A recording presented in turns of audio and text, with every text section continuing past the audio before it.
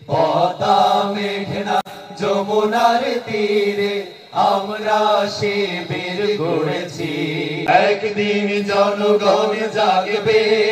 বিপ্লবকে নস্যাৎ করার জন্য যারা নানামুখী ষড়যন্ত্র করছে, প্রশাসন সহ গুরুত্বপূর্ণ সেক্টরগুলোতে ঘাপটি মেরে বসে থাকা মীর জাফরদের ভূমিকা পালন করছে, তাদেরকে শনাক্ত করে আইনের আওতায় নিয়ে আসুন। বিশ্ববিদ্যালয়ে যদি কমিউনিজমের চর্চা হতে পারে, সেকুলারিজমের চর্চা হতে পারে, তবে কেন বিশ্ববিদ্যালয়ে ইসলামী আন্দোলন বা ইসলামী রাষ্ট্র ব্যবস্থার চর্চা হতে পারবে না? কেউ কোনোদিন সত্যকে চাপিয়ে রাখতে পারে না। সত্য প্রকাশিত হওয়ার সময় শুধু অপেক্ষা। 2006 সালের 28 অক্টোবর এই জাতি কখনো ভুলবে না। সেই দিনটি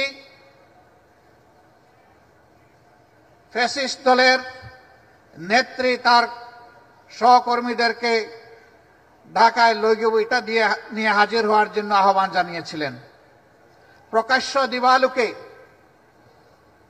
রাজপথে সেদিন পল্টন মোড়ে মানুষগুলাকে নির্মমভাবে পিটিয়ে পিটিয়ে হত্যা করা হয়েছিল। যুবক এবং ছাত্ররা সবসময় তাকে অন্যায়, দুঃশাসন এবং নির্যাতনের বিরুদ্ধে